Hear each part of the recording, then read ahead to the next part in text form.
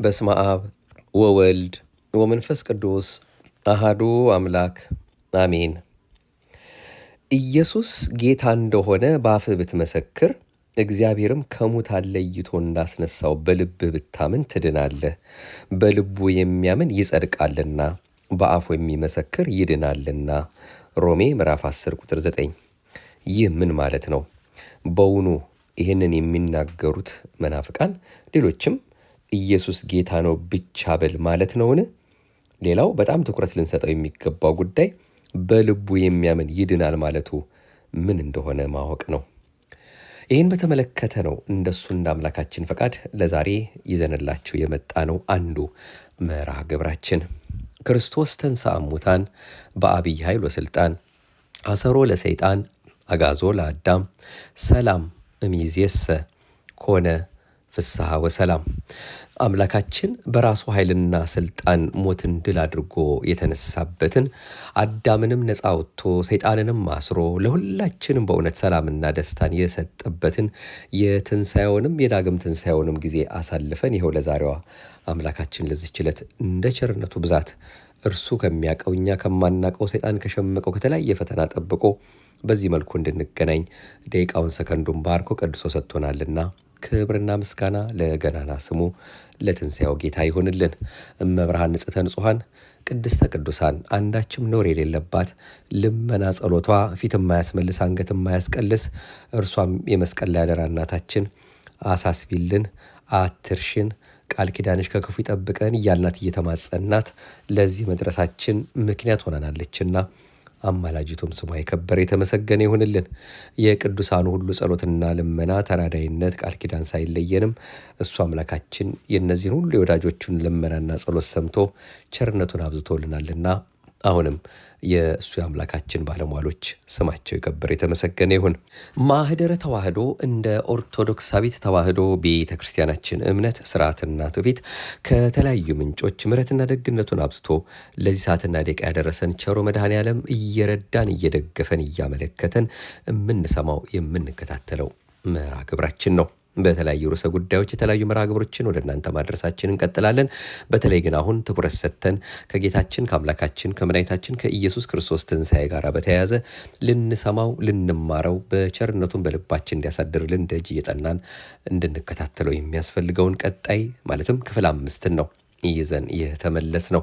ምንም እንኳ ከጌታችን ብርሃነ ትንሣኤ ጋር ልንሰማቸው የሚያስፈልጉ ትምህርቶች እጅግ በጣም ብዙ ቢሆኑም ለሁላችንም ግን እንደው በዓሉን ስናከብርም ሆነ በቅድስት ቤተክርስቲያናችን አስተምሮ ስንኖር ስንመላለስ ቢያንስ በዓላትን ስናከብር ያውም የጌታችንን ትንሣኤ ማለት ነው ስናስብ በውስጡ የሚካተቱ የሚነገሩ አንኳር የሆኑትን መሰረታዊ ጉዳዮችን እንኳ ማንሳት ግድ ስለሚለን ነው። እንግዲህ እነዚህ ነገሮች ትኩረት ሰጥተን ይኸው እየተከታተልን ያለ ነው። እግዚአብሔርም ከሙታን ለይቶ እንዳስነሳው በልብ ብታምን ብለን በመግቢያችን ላይ የጠቀስነውን በጥያቄና መልስ ወይም ደግሞ እንድንመልሰው የሚያስፈልገንን ሌሎች የሚጠይቁትን ቅድስት ቤተክርስቲያናችን ደግሞ ለሁሉም መልስ ያላትን እሱን ትኩረት ሰጥተን ከመነጋገራችን በፊት ከዚያ የሚቀድም በተለይ በጸሎተ ሃይማኖታችን የሙታንን መነሳት ተስፋ እናደርጋለን ይላል። መጨረሻ ላይ ጸሎተ ሃይማኖት ስንጨርስ ሚስጥረ ትንሣኤ ሙታን ማለት ምን ማለት ነው የሚለውንና ለትንሣኤ ሙታን ጌታችን የመጀመሪያው እንደሆነ የሚያሳስበውን ሌላ መሰረታዊ ጉዳይን እናስቀድም። የሙታንን መነሳት ተስፋ እናደርጋለን። ሚስጥረ ትንሣኤ ሙታን ምስጢረ ትንሣኤ ሙታን ማለት ባጭሩ ሙታን በዓለም መጨረሻ የፈጣሪያቸውን የእግዚአብሔርን ድምፅ ሰምተው ነፍስና ስጋቸው ተዋህዶ ከመቃብር የሚነሱና የዘላለም ሕይወትን የሚያገኙ መሆናቸውን የምንማርበትና የምናምንበት የሃይማኖት ምስጢር ነው። ምስጢር የተባለበትም ምክንያት ድርጊቱ የሚፈጸመው በመለኮታዊ ኃይልና ስልጣን ስለሆነ በተፈጥሮ አእምሯችን ሁኔታውን በቀላሉ ለመረዳት ስለሚያዳግተን ነው። ሰው ሞቶ ፈርሶ በስብሶ አፈር ትቢያ ከሆነ በኋላ እንዴት ይነሳል በማለት የሚያስቡ ይኖራሉ። ነገር ግን ሰው በመጀመሪያ ሲፈጠር ከአፈር ከትቢያ እንደሆነ አንርሳ። ዘፍጥረት ምዕራፍ 2 ቁጥር 7። አሁንም ፈጣሪ ከአፈር ከትቢያ ሊያስነሳው ይችላል፣ ለእግዚአብሔር የሚሳነው ነገር የለምና። ስለዚህ በሙታን ትንሣኤ እናምናለን ተስፋም እናደርጋለን ስንል በእግዚአብሔርና በተስፋው ቃል በመተማመን ነው። ዮሐንስ ወንጌል ምዕራፍ 5 ቁጥር 24 ለትንሣኤ ሙታን ጌታችን የመጀመሪያ ነው። እኛ ክርስቲያኖች የሙታንን ትንሣኤ የምናምንበት ምክንያትና ማስረጃ አለን። ይኸውም የሃይማኖታችን መስራች የሆነው የክርስቶስን ከሙታን መነሳት መሠረት በማድረግ ነው። የክርስቲያን የሃይማኖት ትምህርት መነሻና መድረሻ በሞትና በትንሣኤ ጉዳይ ላይ ያተኮረ ነው ቢባል ከእውነት የራቀ አይሆንም። ክርስቶስ ሰው የሆነበት የመጨረሻ ዓላማና ግብ ሞትን አጥፍቶ ትንሣኤና የዘላለም ሕይወትን ሊያጎናጽፈን እንደሆነ በወንጌል ቃል ተገልጿል። የክርስቲያን ሃይማኖት ገና ከመነሻው ወንጌል በመጀመሪያ ሲሰበክ ስለ ክርስቶስ ትንሣኤ መሆኑን በበዓለ ሃምሳ ከሐዋርያው ቅዱስ ጴጥሮስ የተሰጠው ምስክርነት ያረጋግጥልናል። የሐዋርያት ሥራ ምዕራፍ 2 ቁጥር 14 አይሁድማ የጌታን ሥጋ ከመቃብር ውስጥ እንዳይነሳ አድርገው አሽገውት ነበር። ማቴዎስ 27:62 ነገር ግን ጌታ መቃብር ክፈቱልኝ፣ መግነዝ ፍቱልኝ ሳይል በሕቱም መቃብር በመለኮታዊ ሥልጣኑ ከሙታን ተለይቶ በሦስተኛው ቀን ተነሳ። መቃብሩም ባዶውን ቀረ። ሞቶ የተነሳውም ክርስቶስ የተቸነከሩ እጆቹንና በጦር የተወጋው ጎኑን እያሳየ ለሐዋርያቱና ለተከታዮቹ ሁሉ ተገለጸላቸው። ሐዋርያትም የትንሣኤው ምስክሮች በመሆን የክርስትናን ሃይማኖት አስፋፉ። የትንሣኤ ጠላቶች የሆኑትን ሁሉ አሳፈሩ። ስለትንም እሳትንም መከራንም ሁሉ ሳይሰቀቁ ሳይፈሩና ሳያፍሩ እስከ ሞት ድረስ የትንሣኤውን ወንጌል አስተምረዋል። ሞትንም ያልፈሩበት ምክንያት እነርሱም የክርስቶስ ትንሣኤ ተካፋዮች እንደሚሆኑ ስላመኑ ነበር። እንግዲህ በኩረ ትንሣኤ ማለትም የትንሣኤ መጀመሪያ የሆነውን ክርስቶስን እየተመለከትን ከቃሉም እየተማርን ትንሣኤ ሙታን እንዳለ እንመን፣ ተስፋም እናድርግ። ክርስቶስ ትንሣኤና ሕይወት ነውና በእርሱ የሚያምን ቢሞት እንኳ ሕያው ይሆናል። ሕያው የሆነም የሚያምንበትም ሁሉ ለዘላለም አይሞትም። ዮሐንስ ወንጌል ምዕራፍ 11 ቁጥር 25። ክርስቶስ ከሙታን እንደተነሳ የሚሰበክ ከሆነ ግን ከእናንተ አንዳንዶቹ ትንሣኤ ሙታን የለም እንዴት ይላሉ? በማለት የቆሮንቶስ ሰዎች ላነሱት ጥያቄ ሐዋርያው ቅዱስ ጳውሎስ እንደሚከተለው ይመልሳል። ትንሣኤ ሙታንስ ከሌለ ክርስቶስ አልተነሳማ። ክርስቶስ ካልተነሳ እንግዲያስ ስብከታችን ከንቱ ነው፣ እምነታችሁም ደግሞ ከንቱ ናት። እስካሁን ድረስ በኃጢአታችሁ አላችሁ። እንግዲያስ በክርስቶስ ያንቀላፉት ደግሞ ጠፍተዋል። በዚህች ሕይወት ብቻ ክርስቶስን ተስፋ ያደረግን ከሆነ ከሰው ሁሉ ይልቅ ምስኪኖች ነን ካለ በኋላ ይኸው ሐዋርያ ስለ ክርስቶስ ትንሣኤ ምስክርነቱን አሁንም እንዲህ እያለ ይቀጥላል። አሁን ግን ክርስቶስ ላንቀላፉት በኩራት ሆኖ ከሙታን ተነስቷል። ሞት በሰው በኩል ስለመጣ ትንሣኤ ሙታን በሰው በኩል ሆኗልና ሁሉ በአዳም እንደሚሞቱ እንዲሁ ሁሉ በክርስቶስ ደግሞ ሕያዋን ይሆናሉና። ከዚህም ጋራም በማያያዝ ሐዋርያው ምስክርነቱን በመሐላ ይገልጻል። እንዲያማ ካልሆነ እኛስ ዘወትር በሚያስፈራ ኑሮ የምንኖር ስለምንድን ነው? በጌታችን በክርስቶስ ኢየሱስ ባለኝ በእናንተ ትምክህት እየማልኩ ወንድሞች ሆይ ዕለት ዕለት እሞታለሁ። እንደ ሰው በኤፌሶን ከአውሬ ጋር ከታገልኩ ሙታንስ የማይነሱ ከሆነ ምን ይጠቅመኛል? ይላል አንደኛ ቆሮንቶስ ምዕራፍ 15 ከቁጥር 12። አንደኛ ቆሮንቶስ ምዕራፍ 15 ሙሉውን ስለ ትንሣኤ ሙታን የሚያነሳ ነውና በበለጠ እዛ ልናገኘው እንችላለን። ይህ የሐዋርያው ቅዱስ ጳውሎስ ምስክርነት እውነት ሆኖ ለዘላለም የጸና ይሆናል። መልእክቱን የሚያነቡት ሁሉ የምስክርነቱን ሐቀኝነትና ትክክለኝነት ይረዳሉ። ምክንያቱም እርሱ በመጀመሪያ የትንሣኤ ጠላት ሆኖ ከአይሁድ ጋር ተባብሮ ክርስቲያኖችን ሲያሳድድ ሳለ ሞቶ የተነሳው ክርስቶስ በድንገት ስለተገለጠለት የትንሣኤውን እምነት በቃል ብቻ ሳይሆን በሥራውም በሕይወቱም በሞቱም በማረጋገጡ ነው። የሐዋርያት ሥራ ምዕራፍ 9 ከቁጥር 1፣ የሐዋርያት ሥራ ምዕራፍ 17 ከቁጥር 1፣ የሐዋርያት ሥራ ምዕራፍ 22 ከቁጥር 1፣ የሐዋርያት ሥራ ምዕራፍ 23 ከቁጥር 1። እንግዲህ ያው እናንተ ታነቡታላችሁ በሚል ነው የመጨረሻውን ቁጥር ብዙም የማንጠቅሰው። አሁን ታዲያ የገለጽናቸው ጥቅሶች የሐዋርያት ሥራ ምዕራፍ 9፣ የሐዋርያት ሥራ ምዕራፍ 17፣ የሐዋርያት ሥራ ምዕራፍ 22፣ የሐዋርያት ሥራ ምዕራፍ 23 ሁሉም ከቁጥር 1 ነው የሚጀምሩት። ስለምንድን ነው ይሄ ነገር የተጠቀሰው ቢባል ስለ ሞቶ ስለተነሳው ክርስቶስ በድንገት ስለተገለጠለት ቅዱስ ጳውሎስ የትንሣኤውን እምነት በቃል ብቻ ሳይሆን በሥራውም በሕይወቱም በሞቱም ያረጋገጠበት መረጃ ነው። ሞት ጥንት እንዳልነበረና በኋላ እንደመጣ፣ መወለድ መኖርና መሞት በሰው ልጅ ታሪክ ውስጥ ተደጋግመው የሚመላለሱ የሰው ልጆች የሕይወት ዑደት ወይም የኑሮ ሂደት ሆነው እንደ ተፈጥሮ ሕግ ስለሚታዩ ስለ ትንሣኤና ዘላለማዊ ሕይወት ሲነገር ለአንዳንዶች እንደ እንግዳ ነገር የተፈጥሮን ሕግ እንደሚቃወም ሆኖ ይሰማቸዋል። ነገር ግን በመጀመሪያው በሥነ ፍጥረት ታሪክ እንደምንረዳው ሞት አልነበረም። ሰው እንደ መላእክት ለዘላለም እንዲኖር ተፈጠረ እንጂ እንዲሞት አልተፈጠረም። እግዚአብሔር ሰውን በአርአያውና በአምሳሉ ሲፈጥረው የሕይወት እስትንፋስንም ሲያሳድርበት ነፍሱ ብቻ ዘላለማዊ እንድትሆን ሳይሆን ነፍሱ ከሥጋው ጋር ተዋህዳ ለዘላለም እንድትኖር ነበር። ስለዚህም አዳምና ሔዋንን ፈጥሮ የዘላለም ሕይወት ባለበት በተድላ በደስታ እንዲኖሩ ከገነት አገባቸው። ሕማምና ሞትንም አያውቁም ነበር። እንግዲህ የመጀመሪያው ሰው ተፈጥሮ ሞት የማይስማማው ስለሆነ በዚያን ጊዜ እንደ ተፈጥሮ ሕግ ሆኖ አይታወቅም ነበር።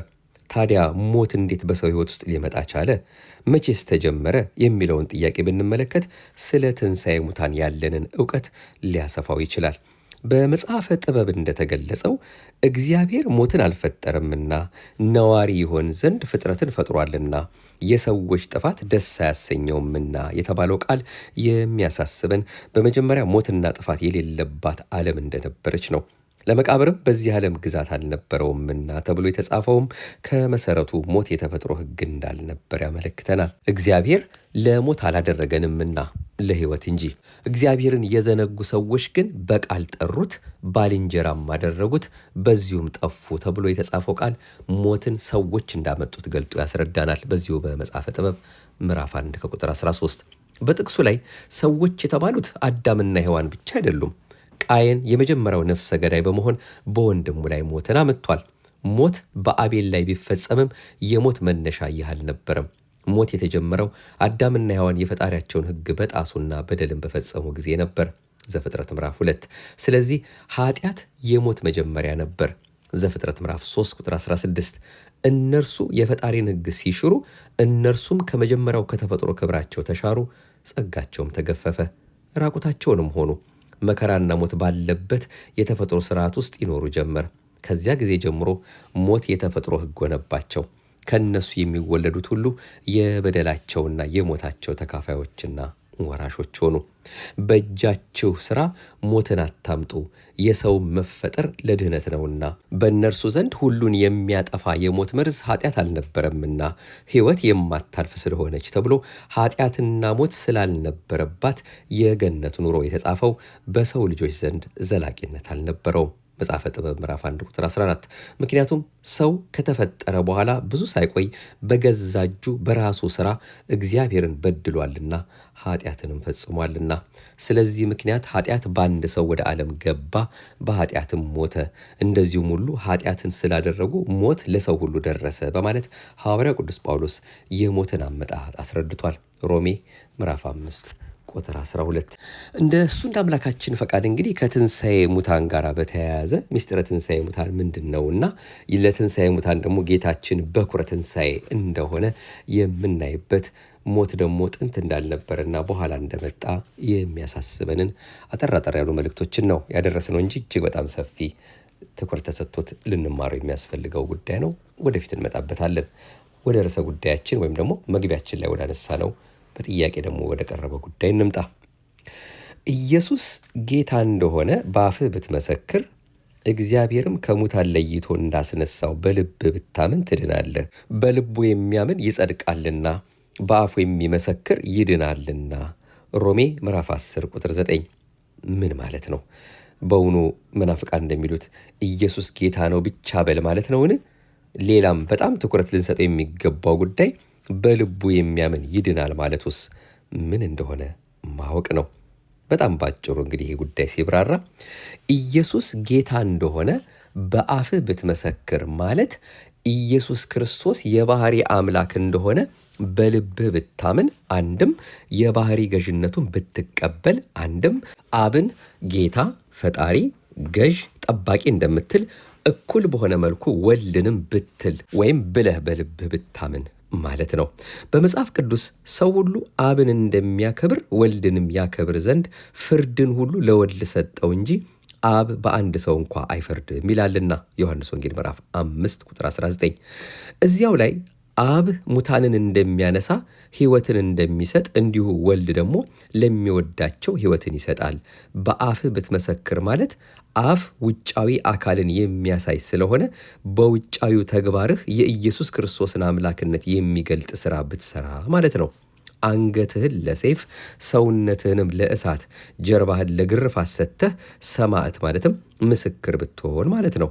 እግዚአብሔርም ከሙታን እንዳስነሳው በልብ ብታምን ትድናለህ ሲል ደግሞ ኢየሱስ ክርስቶስ ከሙታን የተነሳው በእግዚአብሔርነቱ ማለትም በስልጣኑ፣ በኃይሉ፣ በአምላክነቱ እንደሆነ ብታምን፣ በሌላ አባባል ደግሞ የተነሳው ከአብ ጋር ባለችው አንዲት ስልጣኑ ነው ብለህ በልብህ ማለትም ያለ ጥርጥር ፍጹም በሆነ መልኩ ብታምን ለመዳን ከሚያስፈልጉ ነገሮች አንዱን ፈጽመሃል ማለት ነው ማለቱ ነው።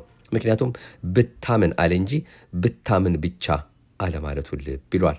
በልቡ የሚያምን ይጸድቃልና በአፉ የሚመሰክር ይድናል ማለት ደግሞ በልቡ የሚያምን በፍጹም የሚያምን አንድም በሚያምን ልቡ ምስጢር ያውቃል፣ አንድም ያለ ጥርጥር ቢያምን በልቡ ውስጥ ሌላ አምልኮን ባያስገባ እግዚአብሔር አንድ እንደሆነ ከእርሱ ውጭ ሌላን አምልኮን በልቡ ውስጥ ባያስቀምጥ በአፉ ቢመሰክር ይድናል ማለት በአንደበቱ ያወቀውን ምስጢር ቢናገር አንድም ያመነውን በተግባር ቢገልጥ ቢተረጉም ማለት ነው። እግዚአብሔር አስነሳው ሲል ኢየሱስ ክርስቶስ ራሱ እግዚአብሔር ስለሆነ የተነሳው በእግዚአብሔርነቱ መሆኑን ለመግለጽ ነው። በሌላ አባባል ወደ መቃብር የገባው እንደነ አብርሃም፣ ይስሐቅ፣ ያዕቆብ፣ አዳም፣ ዳዊት በሥጋው ብቻ አይደለም፣ መለኮትን እንደተዋሃደ ስለሆነ የተዋሃደው መለኮት አስነሳው ማለት ነው። በዚህም አምላክነቱ በሚገባ ነገር ተገለጠ። ለዚያ ነው ሰማያውያን ሰራዊቶች ቅዱሳን መላእክት ወደ ጌታ መቃብር መጥተው እንደተናገረው ተነስቷል እንጂ በዚህ የለም በማለት የመሰከሩት። እግዚአብሔር አስነሳው አላሉም፣ በራሱ ስልጣን መነሳቱን መሰከሩ እንጂ። በራሱ ኃይል መነሳቱን በሚገባ ነገር እንረዳ ዘንድ ሕያውን ከሙታን መካከል ስለምን ትፈልጉታላችሁ ማለታቸውም የተነሳው በራሱ ስልጣን መሆኑን በግልጽ የሚያስረዳ ነው። ከዚህ ሁሉ በላይ ደግሞ ራሱ ባለቤቱ ይህን ቤተ መቅደስ አፍርሱት እኔ በሦስተኛው ቀን አስነሳዋለሁ ነው ያለው ዮሐንስ ወንጌል ምዕራፍ 2:19። በዚህ የመጽሐፍ ቅዱስ ክፍል ቤተ መቅደስ ያላት ሰውነቱን እንደሆነ ወረድ ብሎ ይናገራል። በመሆኑም ቤተ መቅደስ የተባለ ሰውነቴን ለሞት በፈቃዴ በእናንተ እጅ ብሰጥም እኔ ራሴ ሰውነቴን ከሞት በኃይሌ አስነሳዋለሁ ማለቱ ነው። መጽሐፍ ቅዱስ እግዚአብሔር አስነሳው ብሎ የሐዋርያት ሥራ ምዕራፍ 2 ላይ አብን አስነሽ ያደርገዋል። በሮሜ ምዕራፍ 8 ቁጥር 11 ላይ መንፈስ ቅዱስ አስነሳው ይላል። እነዚህ ንባባት ጌታችን ነፍሴን ላኖራት ላነሳትም ስልጣን አለኝ ከሚለው ጋር የሚጣረሱ አይደሉም። ዮሐንስ ምዕራፍ 10 ቁጥር 16 እነዚህ ንባባት እነዚህም አብን አስነሳው መንፈስ ቅዱስም አስነሳው እሱም ደግሞ ራሱ እኔ ራሴ ነፍሴን ላኖራት ላነሳትም ስልጣን አለኝ የሚሉት ማለት ነው የሚያስረዱት የቅድስት ሥላሴን አንዲት ስልጣን አንዲት የማስነሳት ኃይል ነው። በመሆኑም ወልድ ከአብ የሚያንስና እንደና ላዛር አስነሽ የሚሻ አይደለም። ከእናቱ ማኅፀን ጀምሮ እውር ለነበረው ዓይን የፈጠረ እርሱ ነው። በእርሱ ዘንድ ባለች አምላክነቱ በቃልነቱ ኃይል ሞትን በሞቱ ገድሎ አስነሽ ሳይሻ በራሱ ስልጣን ተነሳ። በኢየሱስ ክርስቶስ ማመን ሲባል በእግዚአብሔርነቱ፣ በአምላክነቱ፣ በፈጣሪነቱ፣ በጌትነቱ፣ በዓለም አዳኝነቱ፣ በመጋቢነቱ፣ በጠባቂነቱ፣ በአብ ልጅነቱ ከአብ ጋር በስልጣን አንድ በመሆኑ የቅድስት ድንግል ማርያም ልጅነቱንም ማመን እንጂ አማላጅ፣ ነቢይ፣ ተራሩቅ ብእሲ በማለት መሆን እንደሌለበት የሚያስረዳ ነው። ክብር ይግባውና ምክንያቱም ደቀ መዛሙርቱን ሰዎች የሰውን ልጅ ማን ይሉታል ብሎ ሲጠይቅ ሰዎች ኢየሱስ ክርስቶስን ነቢይ እንዳሉት፣ ኤልያስ ሙሴ እንዳሉት ገልጸው ነበር። ጌታ ግን ሰዎች እኔን እንዲህ የሚሉኝ ከሆነ እናንተስ እኔን ማን ትሉኛላችሁ ነበር ያለው። በዚያን ጊዜ ሐዋርያው ቅዱስ ጴጥሮስ አንተ የሕያው የእግዚአብሔር ልጅ ነህ ነው ያለው። እንዲህ በማለቱም እውነተኛውን ሃይማኖትን ገለጠ። ወልድ ዋህድ መሆኑንም መሰከረ። እነዚያ ሁሉ ነቢይ ብለው ያመኑት ስተት መሆናቸው ተረጋገጠ። ስለዚህ አንዲት ቅድስት ሐዋርያዊትና ኩላዊት የሆነችው ቅድስት ቤተ ክርስቲያን ለመዳን ከሚያስፈልጉ መሠረታዊ ነገሮች አንዱ እምነት እንደሆነ ሐዋርያትን መሠረት በማድረግ ታስተምራለች። ማቴዎስ 16። ሌላው ልናጤነው የሚገባን ነገር ቢኖር በልቡ ያመነ በአፉም የመሰከረ ብቻ ይድናል አለማለቱም ነው። በመጽሐፍ ቅዱስ ይህን የሚመስል ቃል አለ። እንዲህ ይላል፣ አሁን ደግሞ ጥምቀት ምሳሌ ሆኖ ያድነናል። አንደኛ ጴጥሮስ ምዕራፍ 3 ቁጥር 21። በሌላ ቦታ ላይ ደግሞ ንስሐ ባትገቡ እንዲሁ እናንተም ትጠፋላችሁ ደግሞ ይላል ሉቃስ 13 ላይ። ራሱ ጌታችን አምላካችን መድኃኒታችን ኢየሱስ ክርስቶስ ደግሞ ሥጋዬን የሚበላ ደሜን የሚጠጣ የዘላለም ሕይወት ያገኛል ብሏል ዮሐንስ ወንጌል ምዕራፍ 6 ቁጥር 50። ስለዚህ እነዚህ ሁሉ የሚያስረዱን ነገር ቢኖር በእነዚህ ሁሉ ድነት ፍጹም እንደሚሆን ነው። ታዲያ አንድ ሰው በጥምቀት አላምንም አልጠመቅምም ብሎ በኢየሱስ ክርስቶስ አምናለሁ እመሰክርም አለው ቢል እንዴት ሊድን ይችላል? በኢየሱስ ክርስቶስ ማመን አንድ ክፍል ነው። በመልካም ሥራ መዳን ደግሞ ሌላ ክፍል ነው። በንስሐ መዳን እንዲሁ።